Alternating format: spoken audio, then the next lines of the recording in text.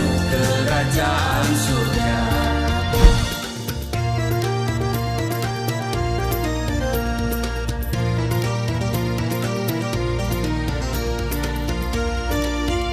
Shalom Bapak Ibu, sahabat Galilea dan seluruh subscriber Galilea Network yang diberkati oleh Tuhan Yesus. Kembali kita siapkan diri untuk membaca dan mendengarkan firman Tuhan.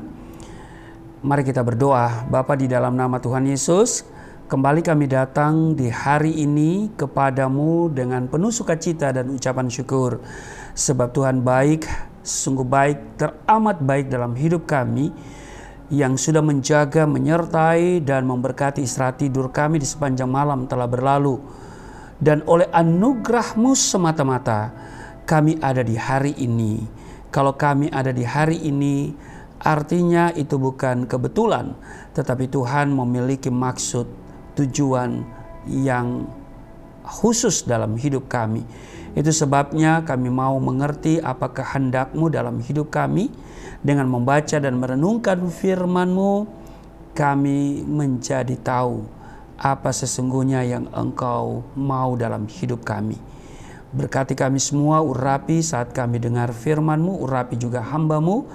Kiranya Roh Kudus akan menyingkapkan segala rahasia firman-Mu.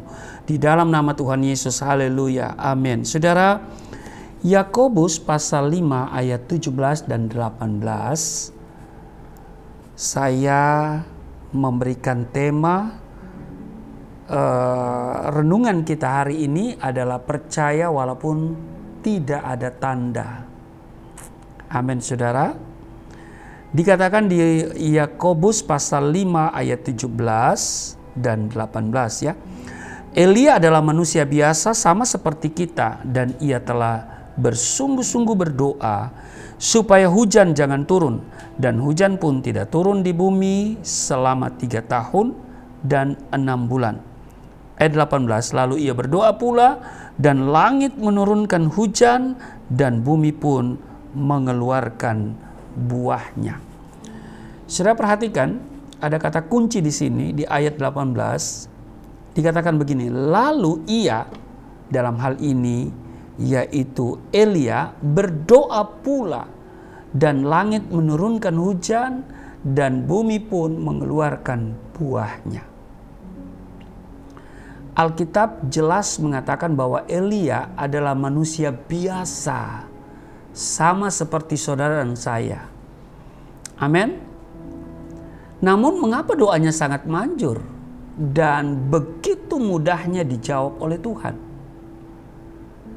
Saudara, ketika ia berdoa supaya hujan tidak turun sebagaimana dikatakannya kepada Ahab ya. Kalau kita lihat di 1 Raja-Raja pasal 17 ayat 1. Demi Tuhan yang hidup, Allah Israel yang kulayani, sesungguhnya tidak akan ada embun atau hujan pada tahun-tahun ini, kecuali kalau kukatakan. Maka hujan pun tidak turun di bumi selama 3 tahun dan 6 bulan. Demikian pula saat Elia berkata kepada Ahab bahwa akan turun hujan dengan berkata, pergilah, makanlah dan minumlah, sebab bunyi derau hujan sudah kedengaran. 1 Raja-Raja 18:41. Saudara, meskipun dia sendiri belum melihat tanda-tanda akan turun hujan, Elia tetap yakin bahwa hal itu akan terjadi. Oleh karena itu, Elia berdoa dengan sungguh, dan keyakinannya pada Tuhan semakin kuat. 1 Raja-Raja 18 di ayat 42, lalu ia membungkuk ke tanah dengan mukanya di antara kedua lututnya. Elia tidak pernah menyerah pada keadaan dan terus berdoa. Dan setelah 7 kali berdoa, barulah tampak ada tanda kecil, yaitu awan kecil sebesar telapak tangan timbul dari laut.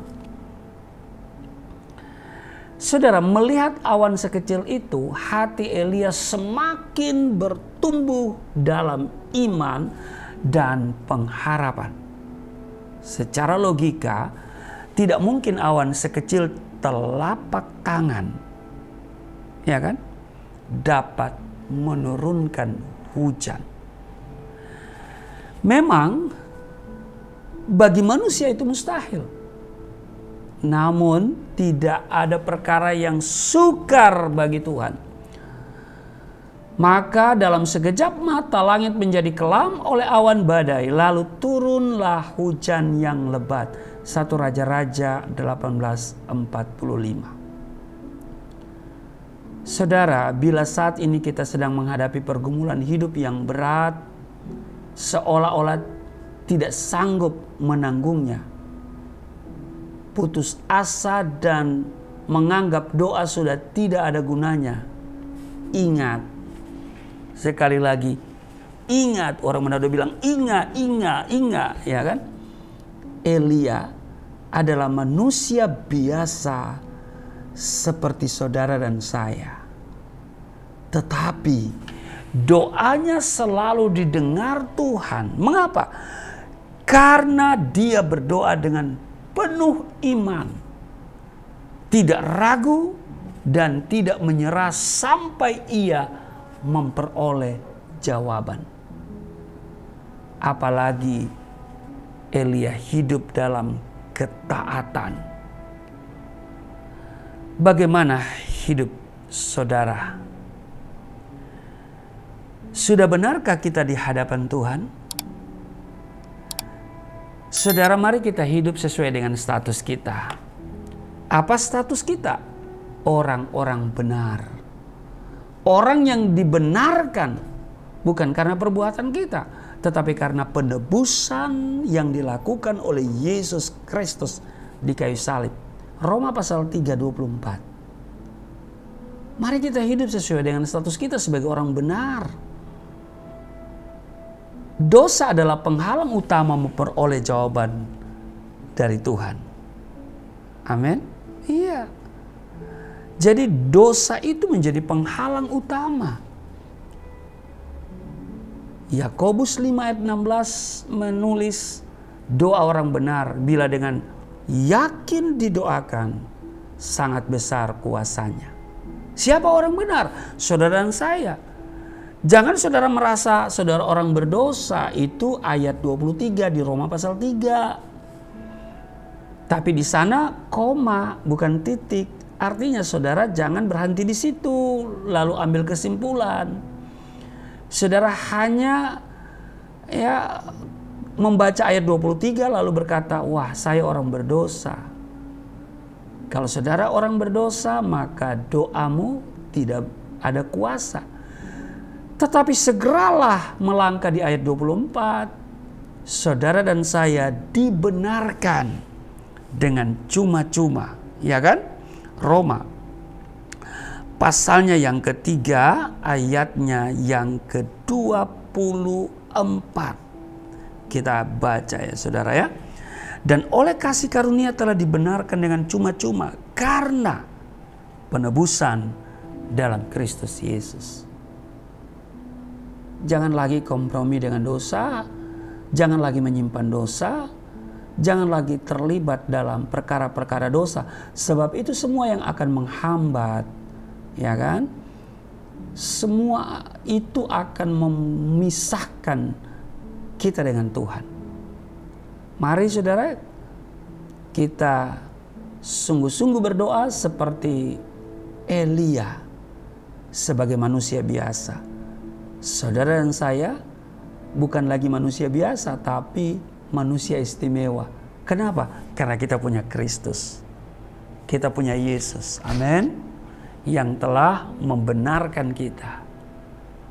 Kita berdoa seperti Elia, berdoa dengan sungguh-sungguh. Tuhan Yesus memberkati. Mari kita berdoa. Terima kasih Tuhan untuk firman Tuhan. Kami belajar dari seorang Elia yang percaya walaupun tidak ada tanda. Dia terus berdoa dan Tuhan menjawab doa-doanya yang luar biasa. Berkati seluruh sahabat Galilea di mana saja berada dalam tugas kerja hari ini. Tuhan memberkati mereka dan mereka juga memiliki iman seperti Elia. Percaya walaupun tidak ada tanda. Berkati pekerjaan mereka, kesehatan, finansial, rumah tangga, pelayanan, usaha mereka semua. Di dalam nama Tuhan Yesus. Haleluya. Amin.